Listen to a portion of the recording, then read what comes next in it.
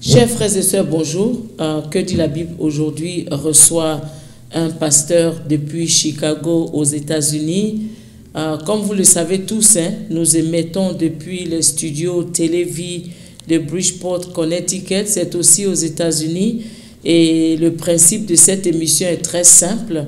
Selon la zone horaire dans laquelle vous vous trouvez, nous vous disons bonjour, nous vous disons bonsoir. Alors aujourd'hui, nous nous retrouvons pour parler d'un sujet assez intéressant, mais qui concerne beaucoup les chrétiens, même si chez nous aux États-Unis, c'est un sujet auquel ceux qu'on appelle les Blancs ne prêtent pas beaucoup attention. Mais pour nous, les Africains, en tout cas, c'est un sujet qui est d'actualité parce que tous les chrétiens africains en souffrent. Aujourd'hui, nous parlons donc de la malédiction dans la vie du chrétien et on se retrouve dans une minute.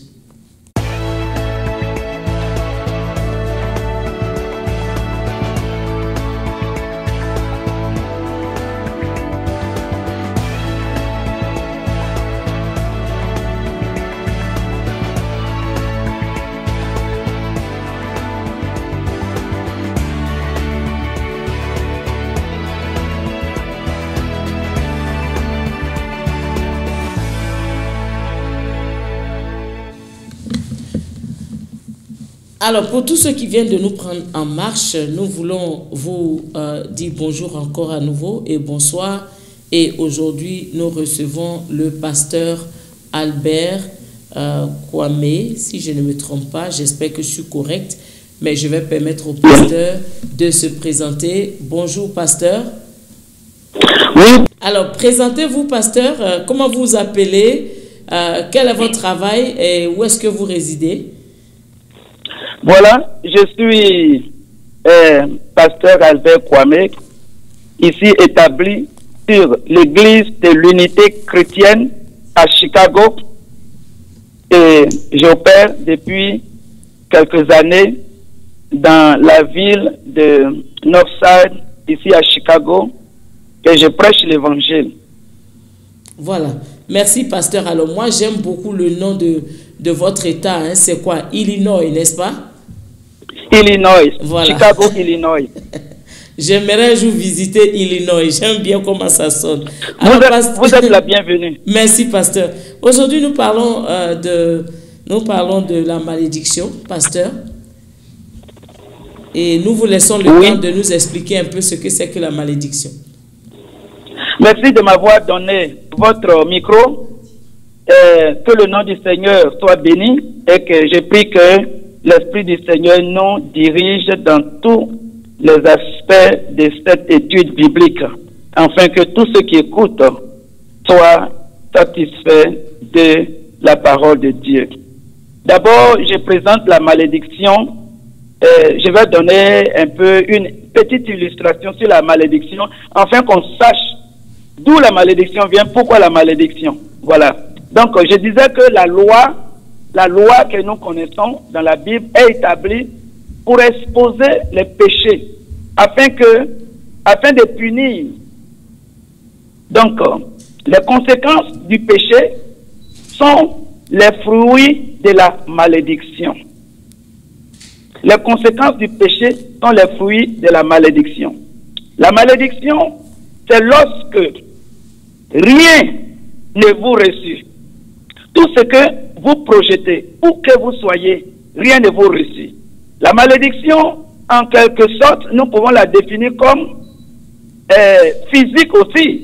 Parce que lorsque vous êtes malade et que votre maladie est incurable, ça devient une malédiction. Sinon, il y a des remèdes qui ont été donnés pour guérir certaines maladies physiques. Mais lorsque les maladies ne sont inguérissables, à ce moment, ça devient une malédiction parce que cela soit a été prononcé ou bien soit cela par désobéissance. Donc, la malédiction, c'est un produit des conséquences du péché. Voilà, un produit des conséquences du péché. Donc, le péché entraîne la malédiction en fait. Si je vis dans le péché, je suis sous la malédiction. Alors, Amen. Voilà. Alors, pasteur, la malédiction, vous savez, il y a beaucoup de chrétiens quand même qui vont peut-être se reconnaître dans ce que vous allez expliquer tout à l'heure, parce que quand on va vous demander de nous expliquer la manifestation de la maladie, de la malédiction dans la vie de quelqu'un, comment quelqu'un peut-il savoir qu'il est sous une, je ne dirais pas maudit, hein, mais sous l'effet d'une malédiction? Quelqu'un peut savoir, ou alors une communauté peut savoir que une famille est maudite parce qu'il y a des malédictions des ancêtres, des malédictions des générations. Ok? Les malédictions des générations sont communément les maladies ou bien les choses qui se passent dans la vie de la personne. Et elles ne se passent pas que dans la vie de la personne, mais elles se passent chez le père, et chez les enfants, et chez tous les descendants, chez les tantes. Il y a souvent des familles où, je ne dis pas une seule femme, mais tous, lorsqu'elles se marient, soit elles perdent leur mari, soit leur mari meurt, ou bien soit elles les chassent. Et ça, c'est apparent pour savoir que si c'est arrivé à la sœur, que c'est arrivé à la cousine, que c'est arrivé à l'autre frère, c'est arrivé au cousin, et que cela est quelque chose de connu dans la famille, on n'a pas à demander. On pourrait dire que si une personne est malade, elle est malade peut-être pour quelque chose d'autre. Mais quand la lignée de la famille suit les mêmes maladies ou bien les mêmes traitements, en ce moment, ce sont des signes pour savoir que c'est une malédiction.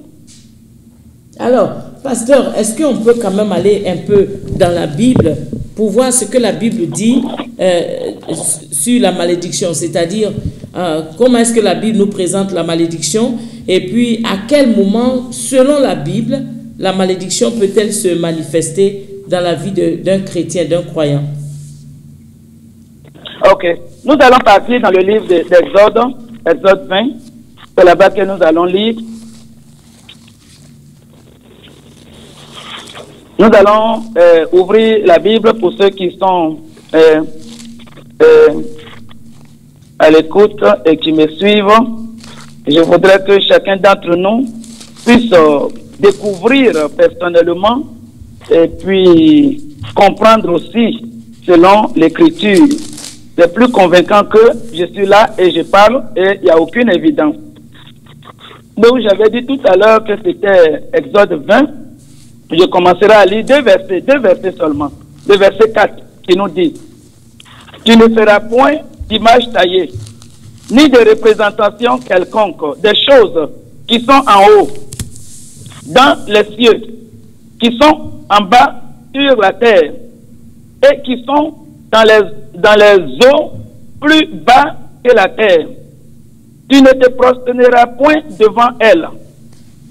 Tu ne les serviras point, car moi, l'Éternel, ton Dieu, je suis un Dieu jaloux, qui punit l'iniquité des pères sur les enfants jusqu'à la 3e et à la 4e génération de ceux qui me haïssent. Amen. Donc, qu'est-ce que je voulais dire par rapport à ce passage? J'avais tout à l'heure dit que la malédiction, c'est un produit de la désobéissance. La désobéissance à Dieu. Alors, c'est Dieu qui a parlé pour dire que la malédiction descend des générations à cause d'avoir, comment dire, se prosterner ou bien adorer ou bien, si tu veux bien, ne pas mettre Dieu comme Dieu. Une malédiction peut provenir de là.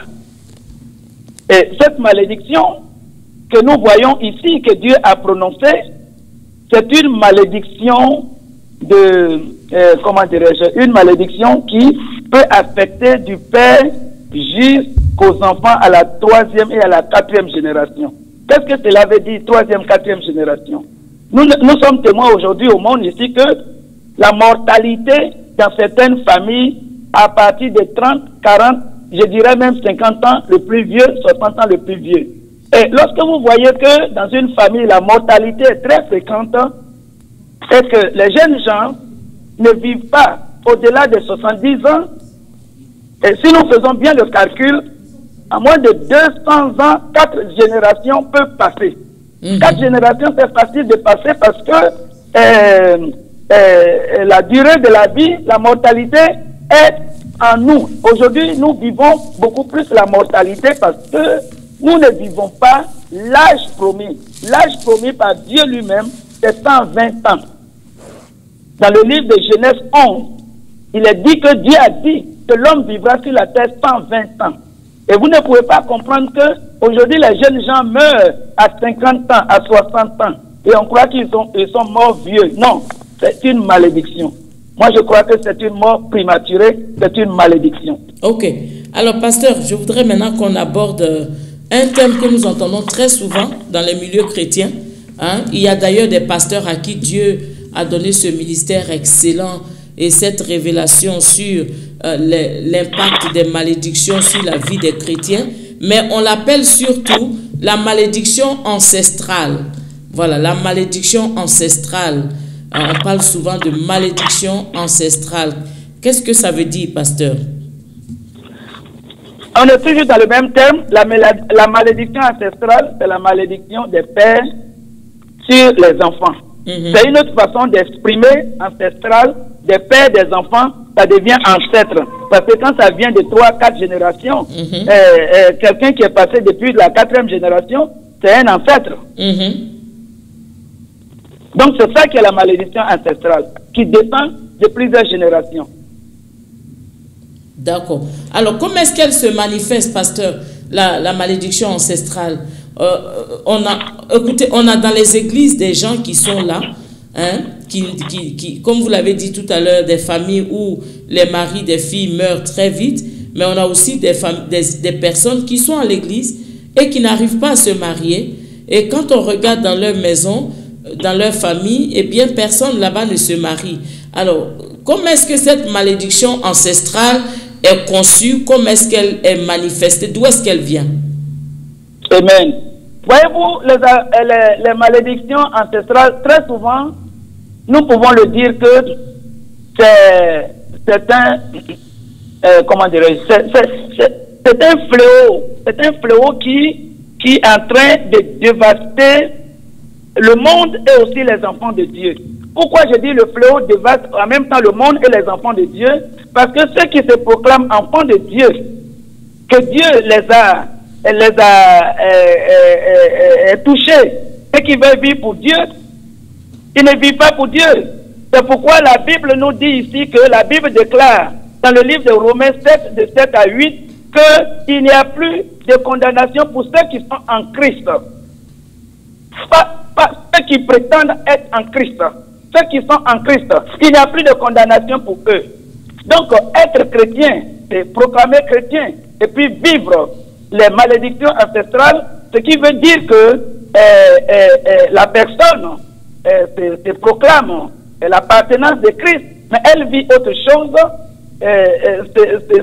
selon ses coutumes. Elle ne vit pas selon la parole de Dieu, la crainte de Dieu, l'obéissance à la parole de Dieu. Alors là, c'est sûr que dans l'église même que tu es, c'est une porte ouverte pour l'ennemi de te posséder, sinon de te manipuler, parce que tu ne vis pas la vie la vie chrétienne. Tu ne vis pas l'obéissance dans la vie chrétienne. C'est ce que je voulais dire. Alors donc, en fait, il faut être dans la sanctification pour échapper aux malédictions familiales, ancestrales, ou quel que soit le genre. Nous devons échapper, nous devons arrêter de vivre dans le péché. Parce que tant qu'il y a le péché, la malédiction existe. C'est ça, pasteur? Oui, mais bien sûr, c'est ce que j'ai souligné au commencement. J'ai dit que c'est pourquoi la loi a été créée. Et Paul s'en va dire là-bas Paul s'en va dire dans le livre de Romains que sans la loi, le péché est mort. Alors quand il n'y a pas de péché, il n'y a pas aussi de condamnation. Nous connaissons le péché à cause de la loi qui a été établie. Donc la loi a été établie, en fait, pour nous révéler le péché, afin que nous soyons jugés. s'il n'y a pas de loi dans une ville, tout le monde peut passer le stop panneau, le panneau de stop. Personne ne peut le condamner parce qu'il n'y a pas de stop panneau. C'est un peu comme la loi qui a été établie afin de révéler le péché, afin que le péché aussi soit condamnable. Donc, si quelqu'un vit une vie selon lui-même, ou bien selon ses aïeux, et puis il va à l'église, je crois que ce n'est pas une condition remplie pour être à l'abri du, comment dirais-je, des malédictions. Des malédictions, voilà, des malédictions. Et la Bible est très claire dessus. J'ai beaucoup de passages que je peux vous donner. Oui, allez-y. Je vais vous donner peut-être, je peux vous donner le livre de Romains 1, de 18 à 28, que je ne vais pas lire, que prenez note. La Bible dit qu'ils ont connu la vérité, ils ont connu la présence de Dieu, ils ont goûté les fruits spirituels, mais ils se sont égarés, ils se sont donnés plutôt aux choses de nature, au lieu de se donner au Créateur même qui a créé la nature. Et pour ce faire, le Seigneur les a donné un sens dépourvu, un sens éprouvé, de façon qu'ils pêchent contre eux-mêmes leur propre corps. Que les hommes vont avec les hommes et les femmes vont avec les femmes, et que ça soit une malédiction qui les consomme. Ok? Et de qui il parle? Il ne parle pas des ancêtres, il parle de cette génération. Donc ce n'est pas toutes les malédictions que nous pouvons dire que ils sont venus des ancêtres. Il y a des malédictions de désobéissance, comme le livre de Romains 1, 18 à 28, qui nous enseigne clairement que ceux dont le Seigneur parle, ils ont connu le Seigneur. Ils ont été convertis. Mais dans leur orgueil, ils se sont détournés. Et ils ont fait ce qu'ils veulent. Et la malédiction les a frappés. Donc toute malédiction, d'abord, puisque je dis c'est un thème qui est très large, si nous voulons développer, on n'aura pas que 30 minutes. C'est un thème qui est très large. Ça commence d'abord par des alliances. Ça commence à expliquer quelles sont les alliances jusqu'à ce qu'on arrive à la malédiction. Donc c'est un thème qui est vaste. Mais aujourd'hui, ce qui nous concerne, c'est la malédiction. C'est là où nous sommes. Donc voilà que être chrétien ne suffit pas. Mais pour être à l'abri, voici le processus. Parce que je crois que c'est la question qui a été posée. Le processus est qu'il faut être né de nouveau. La naissance, la nouvelle naissance s'applique à notre vie. C'est une condition absolue. Pourquoi? Parce que le livre de Jean 3 et 3 nous dit que on est tous nés mal. Peu n'importe qui tu es, on est né dans le péché. Donc, alors, nous devons naître de nouveau. Jésus lui-même, il a dit à Nicodème, si tu n'es né de nouveau, nul ne peut voir le royaume de Dieu s'il n'est né de nouveau. Et la nouvelle naissance veut dire qu'on est né dans la malédiction. On est mal né. Tout ce qui est mal né, mal arrivé, mal mangé, mal récolté. Voyez-vous que la malédiction, tout ce qui est mal englobe la malédiction. Mécontent, médiocre, mal mort, etc. Et tout cela engendre le terme de la malédiction. Mal vie. Donc pourquoi nous sommes ajouter ça aussi? Pourquoi nous sommes sous la malédiction? Parce que nous sommes mal nés. Cela veut dire, cela impose à être né de nouveau. Et être né de nouveau, c'est changer. Et quand on est né de nouveau, on ne se contente pas d'être né de nouveau, mais on vit la nouvelle vie. Et pasteur, je voudrais que vous insistiez avant de continuer sur le processus. Est-ce que vous pouvez insister un peu sur vivre la nouvelle vie? C'est quoi la nouvelle vie en Christ pour tous nos frères et sœurs? En fait, la nouvelle vie en Christ, c'est que chacun d'entre nous a besoin de se convertir et de changer notre vie, notre mentalité, notre marche, nos paroles, tout ce qui est ancien. Nous devons tout changer. Et lorsque c'est changé que nous allons à l'église. Oui, qu'est-ce que nous changeons? Pasteur, ma question, c'est parce que je voudrais que ce soit un peu bien détaillé pour que tous les frères et sœurs qui écoutent, pour ceux qui ne le savent pas, sachent ce qu'ils doivent changer. Je suis né de nouveau, j'ai accepté Jésus. Qu'est-ce que je dois changer pratiquement dans ma vie? Ma manière de penser, ma mentalité, quoi d'autre encore que je dois changer?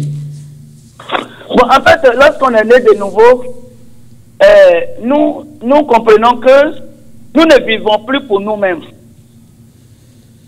Alors, ça s'impose à nous de vivre selon la parole de Dieu, selon la Bible. Alors, pour vivre selon la Bible, il faut apprendre la Bible. Il faut aller à l'église, il faut s'approcher au pasteur, il faut participer au groupe de prière, aux études bibliques. C'est là qu'on apprend comment les premiers pas à vivre de nouveau. La vie nouvelle se trouve dans la Bible. Et le pasteur que le Seigneur a oint, qui a mis sur son église, il a la responsabilité d'enseigner tous ceux qui sont nés de nouveau, les amener à la maturité. La maturité chrétienne. Leur dire ce qu'il faut faire, ce qu'il ne faut pas faire, comment il faut se comporter, comment il faut parler aux parents, comment, etc., etc. Parce que tout cela conforme la vie nouvelle. D'accord. Alors, pasteur, continue dans le processus. Donc, après la nouvelle naissance, qu'est-ce qui arrive? Après la nouvelle naissance, je crois qu'un chrétien, non pas seulement, il doit constater, parce que quand tu es né de nouveau, tu dois constater certaines choses. Certaines personnes vont te dire que, puisqu'on est sur le thème de la malédiction, donc je vais glisser un peu là-bas. Si quelqu'un constate que, pasteur, je suis à l'église, mais tout ce que je fais ne marche pas. Je veux me marier, ça ne marche pas. Je veux faire ça, ça ne marche pas. Tout ce que même ma main, je fais un projet, ça ne se réalise pas. Mais qu'est-ce qu'il y a? Il peut y avoir une malédiction cachée. Parce que aller à l'église ne dit pas forcément que nous sommes délivrés de tous nos liens. Nous avons encore des liens qui peuvent nous réclamer en cas de quoi. Donc, ça, c'est un processus que le chrétien doit lui-même constater. Ou alors, par révélation, le pasteur peut constater. Ok? Ça peut être des deux côtés. Mais je crois que le chrétien lui-même qui est né de nouveau, il peut constater que tout ce que je fais ne réussit pas. Alors là, c'est là que le pasteur pourra faire la cure d'âme, parler avec cette personne et puis savoir s'il y a des malédictions ancestrales qui suivent cette personne et faire sa délivrance. Donc, en fait, après l'acceptation de Christ, la prochaine étape, c'est la délivrance. Bien sûr. Voilà. Donc, il faut que le chrétien passe par la délivrance parce que même s'il n'est pas tombé, à l'église comme font certains, mais il se pourrait qu'il y ait des choses dans sa vie qui sont cachées et il a besoin d'un temps de prière spécial pour que ces esprits soient chassés. Bien sûr, parce que lui-même, il va le constater. S'il a vraiment donné sa vie au Seigneur, il va constater que, bon, je viens à l'église, mais je ne comprends pas ça et ça. En ce moment-là, je suis malade toujours, je suis toujours malade. Et puis, bon, on constate que ce sont les maladies. Quand je vais faire la cure d'âme, je vais constater que dans la famille aussi, c'est quelque chose que tout le monde traîne.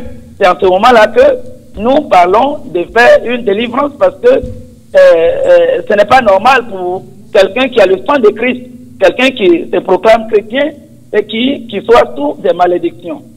C'est ce que la Bible nous dit, qu'il n'y a plus de condamnation pour ceux qui sont en Christ. Alors, donc si on est en Christ, il n'y a plus de condamnation. Mais quand on n'est pas en Christ, c'est sûr que les condamnations sont toujours là. D'accord. Alors, pasteur, il nous reste, nous sommes pratiquement à 5 minutes de la fin de notre émission et je voudrais vous donner l'occasion de prêcher un peu sur la malédiction. Je voudrais que vous prêchiez comme si vous étiez devant un auditoire et que vous leur expliquez ce qu'il faut faire, ce qu'il ne faut pas faire pour ne pas être frappé par la malédiction. Je sais que le Seigneur nous a donné un très bon message dans le livre de Deutéronome chapitre 28 et je sais que vous le connaissez vous-même. Alors, allez-y, pasteur, vous avez 3 minutes pour nous convaincre. Je vais prendre Ézéchiel 18, parce que Ézéchiel 18, au contraire, nous fait dire que si nous changeons le cap, nous ne payerons pas les péchés de nos parents. Ok? Ézéchiel 18, je vais commencer à partir du verset 19. Je vais lire à partir du verset 19 jusqu'au verset 28. Je vais le faire rapidement, ok? Suivez-moi vraiment avec beaucoup d'attention et beaucoup de patience. Ok? Vous dites pourquoi, c'est le verset 19 que je lis, vous dites pourquoi le fils ne porte-t-il pas l'iniquité de son père? C'est que le Fils a agi selon la droiture. Et la justice, c'est qu'il a observé et mis en pratique toutes mes lois. Il vivra. L'âme qui pêche, c'est celle qui mourra. Le Fils ne portera pas l'iniquité de son Père. Et le Père ne portera pas l'iniquité de son Fils.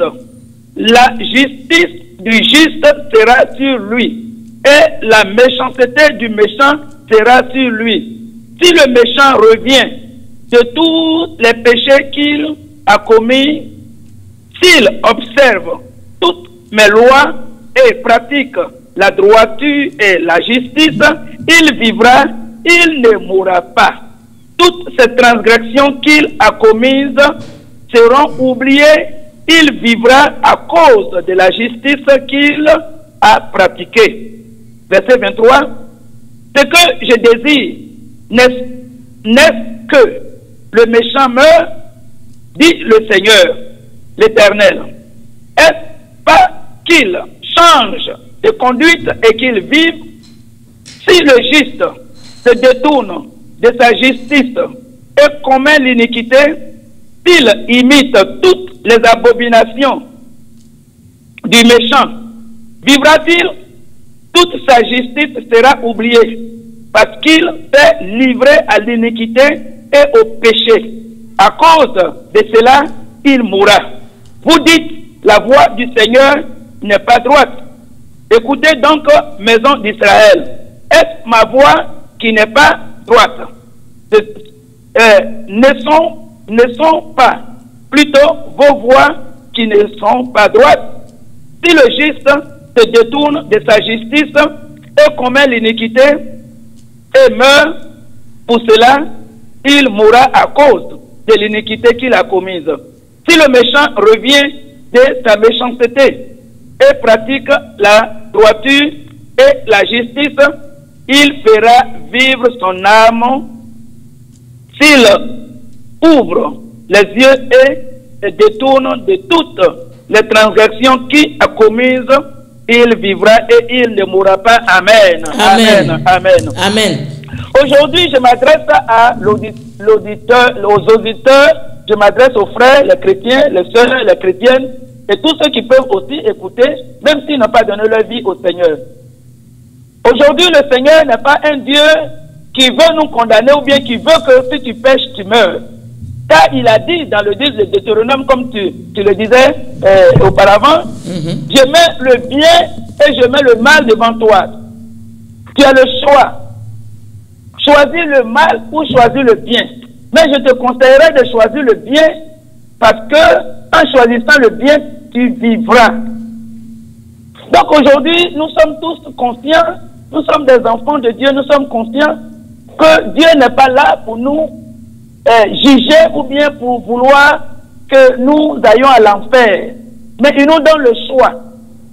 Et il dit que malgré que les péchés, les conséquences des péchés ancestrales, la malédiction existent toujours de notre jour, mais il a le choix de tout un chacun. Depuis que nous connaissons Christ, depuis qu'il a versé son sang. Oui. Alors, pasteur, on a presque fini, hein, donc allez-y rapidement en 10 secondes. Okay. Depuis qu'il a versé son sang, le bon choix a été donné à toute personne de sortir des malédictions. Mais si aujourd'hui certains sont encore attachés aux malédictions, c'est parce que c'est un choix personnel. Sinon, il y a moyen de sortir de ces malédictions-là. Que le Seigneur vous bénisse. Vous me permettez de prier quand même pour les auditeurs avant de vous rendre. Allez-y. Notre Père et notre Dieu, ensemble avec tous ceux qui écoutent, je voudrais, Seigneur, te remercier pour le privilège que tu nous donnes d'être à l'écoute de ta parole. Parce que ta parole, c'est elle qui donne la vie. Béni sois-tu de ce que cette parole a été plantée dans le cœur, dans l'âme de tous ceux qui ont écouté. Je prie que le Saint-Esprit, qui est la pluie, la rosée, puisse arroser ces paroles et que ces paroles-là puissent germer, que ces paroles-là puissent avoir une terre fertile dans leur cœur, afin que cette parole puisse produire des fruits et que tout ce qui est malédiction soit chassé de leur vie au nom de Jésus-Christ.